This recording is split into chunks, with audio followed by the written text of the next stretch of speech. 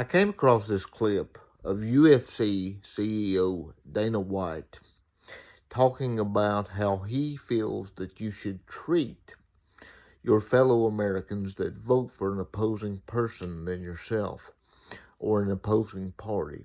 I want you to listen to it because I believe that this is just common sense to me, but it seems like that it's just not common sense to a lot of my fellow Americans today. As the old adage goes, common sense just isn't as common as it used to be. Listen to this, and then we'll talk about it. Not vote for President Biden. He's my president. He's the president of the United States right now, and I'm American. I don't dislike or hate anybody who voted for Biden. The fact that you're the type of person that would actually hate somebody because of who they voted for shows me exactly who you are. I don't want to know you anyway, and I don't want to be friends with you either. So the feeling is very mutual. And it's not because of who you voted for, it's because of how you carry yourself. Who you vote for or what you decide to do with your life means nothing to me. That's your own personal choice.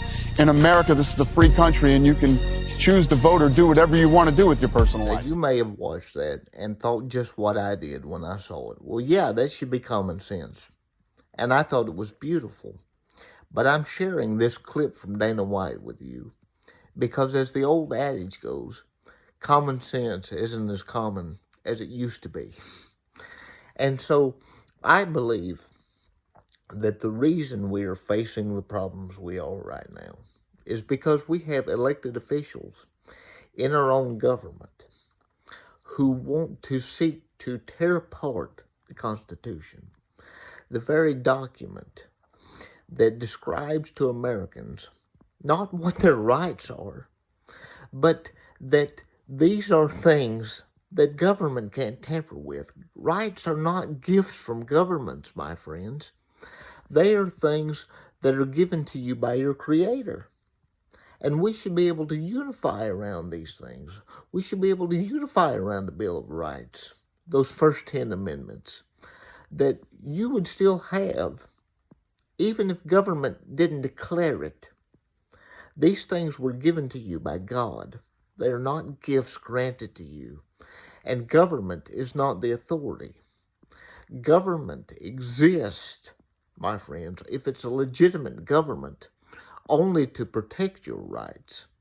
And yet we have seen a government that is not representative of what the founders tried to give us. A government that has grown for well over 200 years, well past its constitutional bounds. And I don't care if you're left, right, or somewhere in the middle. You should be angry about that.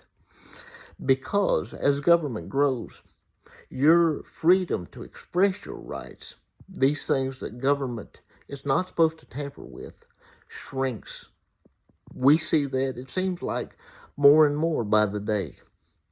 And that is why I'm doing this. That is why I fight. But I will not allow myself to hate someone who thinks differently than me just because we disagree on a certain policy. They are not my enemy. The enemy is the person who has tried to take away your natural rights. I am in a war, the same as you are, whether you realize it or not. A war of ideas. And I believe that the only way we're going to get out of this is not by hating your neighbor and viewing your neighbor as the enemy, my friends. As Christ tells us in the scripture, a kingdom divided against itself cannot stand. And I tell you this, a house that has forgotten its foundation will crumble. We were given a firm foundation with the Constitution and with the Bill of Rights. But it is our job, mine and yours, as American citizens, to elect representatives who will uphold that Constitution and protect those things. You know, they swear on a Bible when they're elected to uphold those rights. But yet, most of our elected representatives do not understand these things, and they govern as tyrants. This should anger all Americans. And if we do not stand up against this and realize who the true enemies are, you and I may not have a country to give to our descendants. So we must stand together and realize that our enemy is not our neighbor, who may be a little bit more right or a little bit more left than you or I. Our enemy is the person who claims to uphold our rights, but then tramples on them through unnecessary legislation. People who want to shrink our liberties by growing government. That is the enemy. And that should be something that concerns every American. That is something worth fighting and dying for if need be, my friends. So remember that we are in a war of ideas, and that your fellow Americans are not the enemy. And that no matter how much you may disagree with your leftist neighbor across the street, try to show love to him or her. I want to encourage you. Try to have a conversation with someone who thinks differently than you. And you may realize that you have more in common than you think you do, and that you're not quite as divided as the mainstream media would have you believe.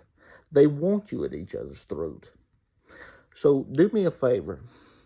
Before you like, share, and subscribe, and do that, please try to get out there, get outside of your comfort zone, and talk to somebody who thinks a little bit differently than you. You might learn something.